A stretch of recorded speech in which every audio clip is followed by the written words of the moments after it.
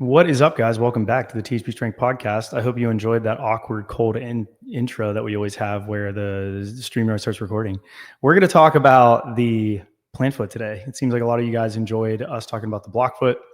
So we figured we'd finish this up, this little micro technical analysis, by talking about the other leg in 2-foot jumping, which is the plant foot. So, Isaiah, I'll ask you this question first. How do you think it feels in a good jump versus a bad jump when it comes to the plant foot? Ooh. I know what it feels like for me. Make the knees hurt. It makes your knees hurt? I said make the knees hurt. You know what's crazy? I agree with that. I'm saying it as a joke, but there's also truth in it. Like, the more I would say, if you have like a pre-existing injury, like a tendon injury, yeah, generally the more it hurts, the better the technique and jump probably was. Like, it's now like getting like the best days ever are when it doesn't hurt, but you get in the positions that normally would hurt, if that makes sense. Yeah, it's almost like because you're storing more energy, it's going to hurt more, but not necessarily. Yeah. And then sensationally, it's very jarring. It feels like my femur gets pushed into the socket, and then it's almost like a vault. Like imagine like a pole vault, like going into the ground and goes boom, and then it rotates, and then the plant leg goes boom, and then from there it's like, and then you fly. What? I've never ever heard someone describe it that way, even you. So yeah, that's what it looks like in full speed. It looks like you're just like straight leg, your femur bashes into the acetabulum, your pelvis whips around, your block foot hits the ground. I actually put that in the notes as a whip and flail mechanism. So you feel that when you jump? Yeah, you it's like jarring. It's like boom, and then you feel yourself like, it's almost like you get off balance, like, and then the block foot like saves you.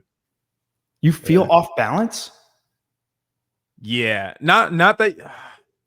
It's like, nah, the block foot saves you. Like, you literally just throw yourself at the ground, and then it's like just jarring. It's like boom. So do you aim for stiffness like in the jump, or it just like happens as a consequence of like running really fast? I think it happens as a consequence, because I'm not thinking. No, all I'm thinking is like it's falling. Was it always like that? It's like good jumping days is like that. What a bad one. Bad jumping days. Like a 46 versus a 50. You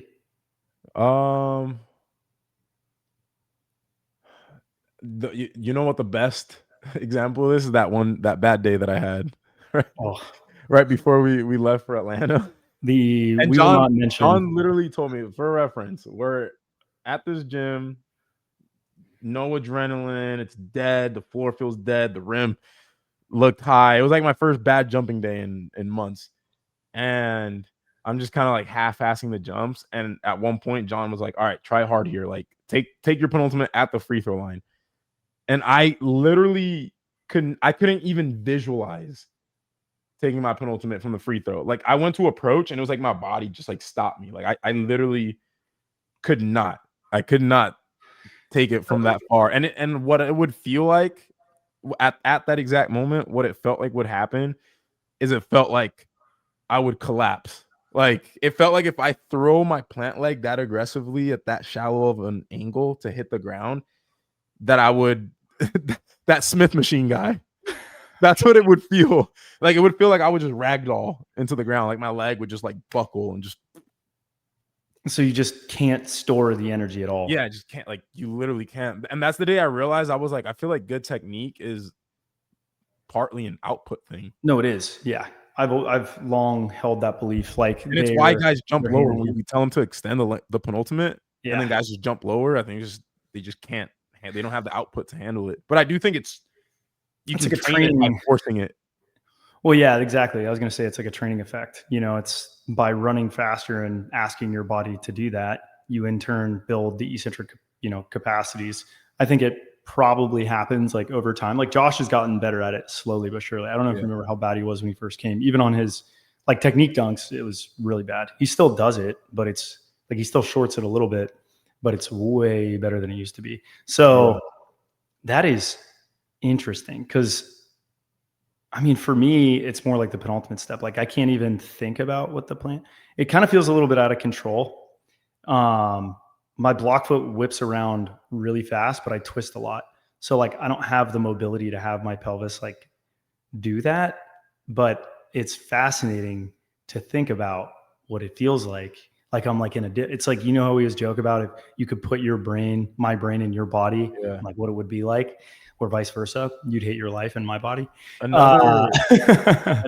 Another example would be like, imagine doing a depth jump off like an 80-inch box, but you got to land with one leg first. Oh, that's like what a good jumping day is. Like stiff? Yeah. But because you're dropping from so far, it forces you into a deep position. It's almost like a bound. Like the way a bound feels? Yep. But like even more like imagine a bound, but you're going into a half squat, like not like a quarter squat. So do you let yourself break, or you're trying not to let yourself? Honestly, you're not trying to. Like how low I'm getting is a result of all the speed coming in, and I'm almost like fighting it. Like that's why I don't know if That's you so see, cool. Do you like see when me I just do nerd warm-up out? jumps, unless I do it on purpose. But like if you were to tell me jump as high as you can off one step, I'm not gonna lower very much. Like I'm not gonna go into a half squat. Like it's gonna be that like pogo, yeah, pogo-y type of jump.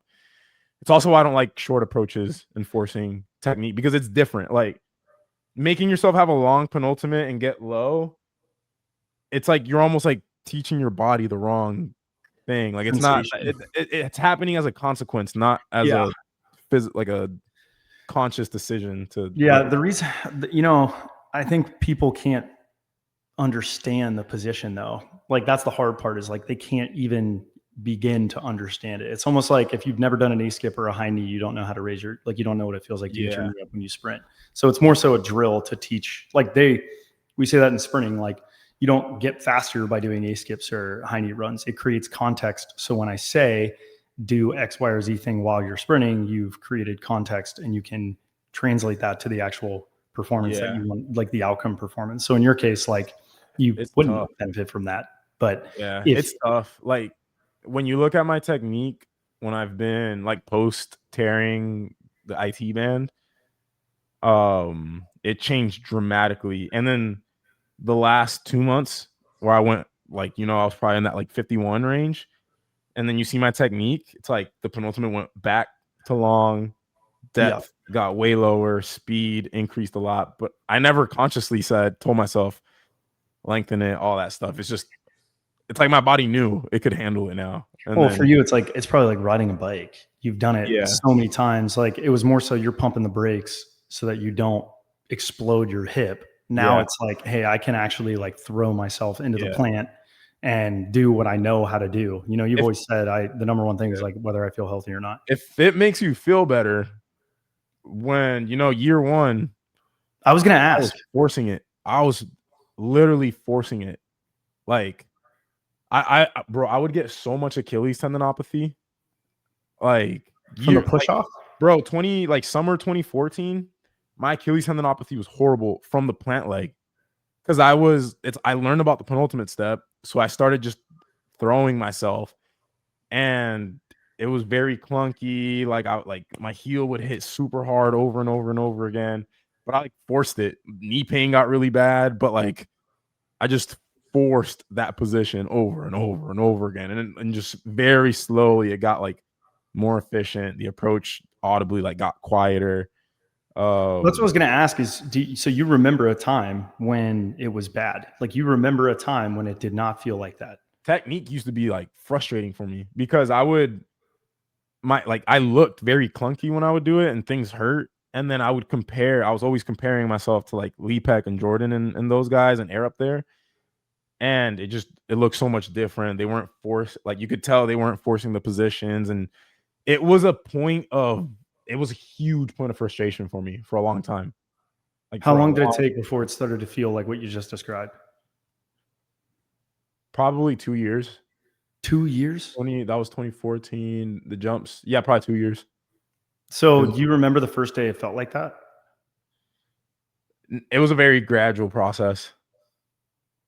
Like, and then it was like you can't like now you. It wasn't like there was a moment you where can't it's like, remember a time it didn't feel like that almost. yeah, like it wasn't like it was a moment where it's like boom, everything's like natural. It was very, very, very gradual process of like the technique got cleaned up.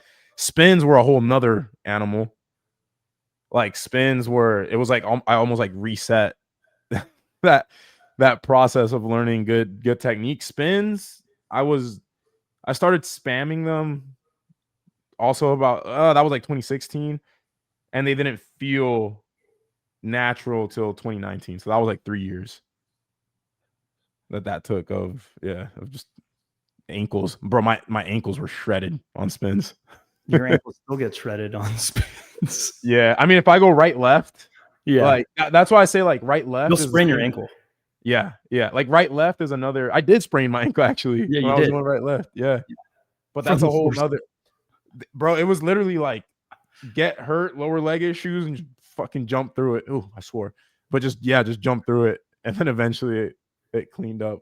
Yeah, damn, that's crazy. I think like hearing that it's really insightful because a lot of the time, you know, as us mortals, it's hard for us to start to conceptualize that stuff. And I mean, you know, coaching in the, I don't want to say like clinical sense, you know, you would say philosophically or whatever, like, you know, we always say the same things, but it's interesting to hear it from the athlete's perspective of, well, this is what I did and I did what I was supposed to do and I stuck with it and eventually it changed and it got better and better and better.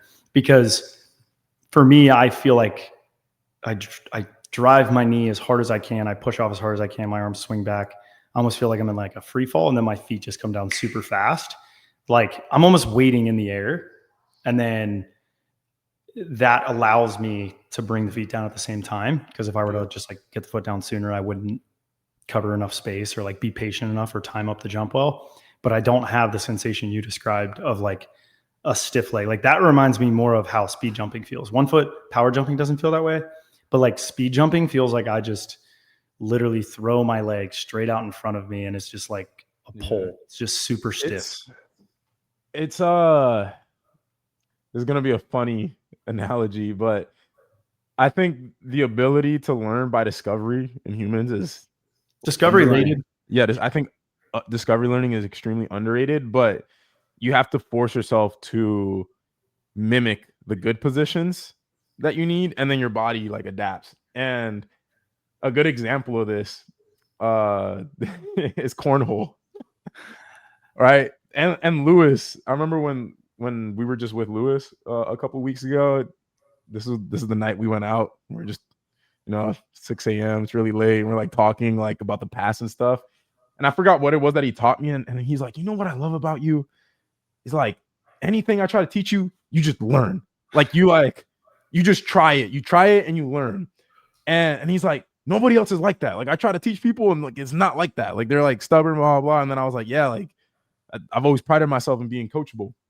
And the example we were talking about was cornhole, where there's a technique for cornhole, right? It's like your wrist is turned in, and then you do it like a bowling ball, and then you like flick, and then you like flick like this. And I bought a cornhole board, and then we tried teaching like different people and stuff. And then me and Donovan were like doing it properly. We were trying to teach Dom and Ian how to do it. And it was funny seeing them like, do we stick with it? Nah. And then like that type of thing. But I see it all the time. My mentality is suck for a small percentage of time at the beginning and then reap the rewards later on. And that's how I've treated everything. Shooting a basketball, pool, right? How like the technique for pool, it's like, it feels awkward as hell at first, but force yourself. And then through discovery learning, it eventually becomes natural. And then you fall into like the actual good technique, but you have to like force yourself to suck at the beginning. And most people, like, I think humans are such short-term thinkers. Most people can't force themselves to go through a period of bad technique, like not even bad technique, bad performance through semi-good technique until you get to good technique, good performance. Kind of reminds me of power cleans. Like a lot of guys don't want to. They don't want to push the knees back. They don't want to keep the shoulders over the bar. That one you usually see like immediate returns, so it's easier to teach because like you'll see guys PR day one, and like you get a quick win. But jumping is not necessarily the case. Pole, things like that are a little bit more finesse. Golf's another one. I struggle with that. I think for me, where I've struggled is I will try and try, and it took me a long time to realize that there are nuances inside of that. So there's going to be a bandwidth where it's a Goldilocks variable. Okay, this is acceptable. This isn't acceptable. And classifying those is like, this is, okay, maybe this isn't perfect on paper, but it's good enough where you can work with it. You know what I mean? Yeah. And I have memories too of like things that never clicked. Tricking. I don't know if you know about tricking. 540 kick. Bro, I tried 540 kick days on end, like in a row for a while, like for like a year, and it never clicked. And it's always parkour where you kick and you flip 540 kick it's not parkour, it's tricking where they do like flips and spins, and it's kind of like martial arts, but like showboaty, like martial arts.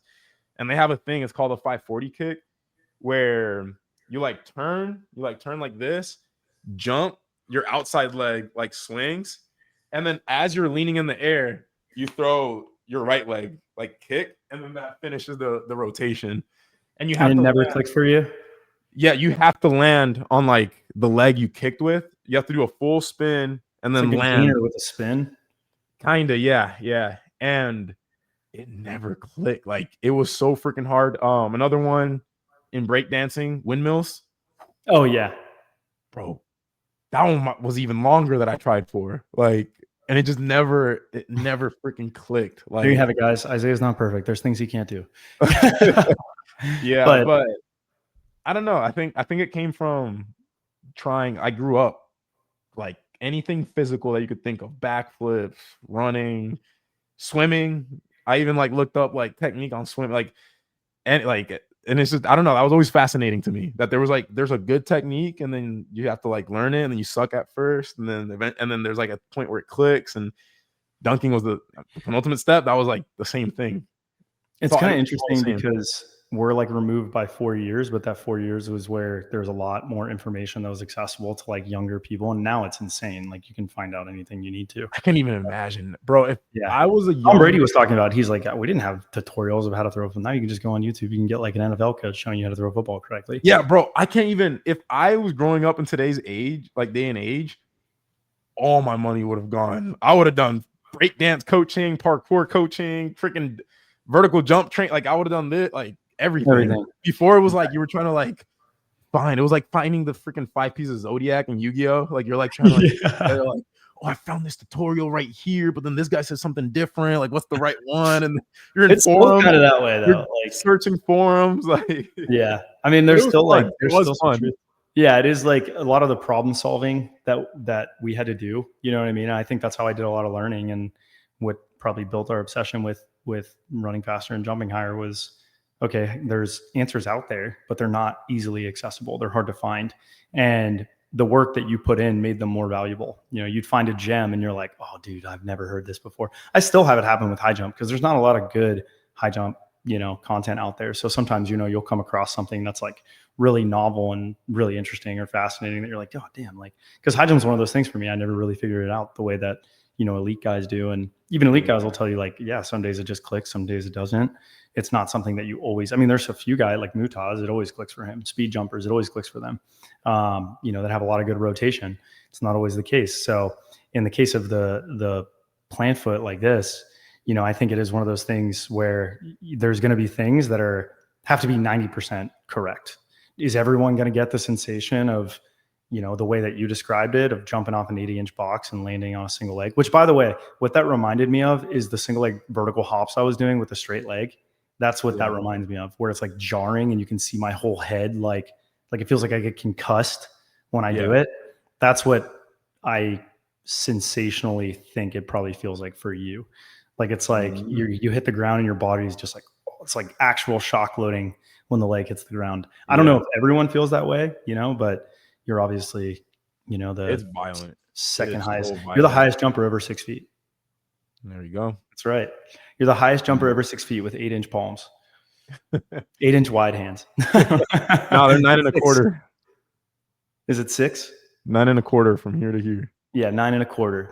You're exactly. Watch, Dak's going to be like, well, mine's also 9 1/4. we were joking. I was like, yeah, like I found a new clickbait thing. I'm like, highest jumper over 6 foot. That's my new thing.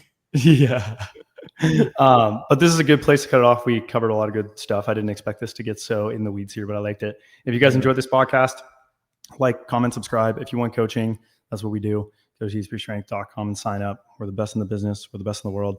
Yes, we are busy, but we always go through every week, every unwritten program, and we write those programs.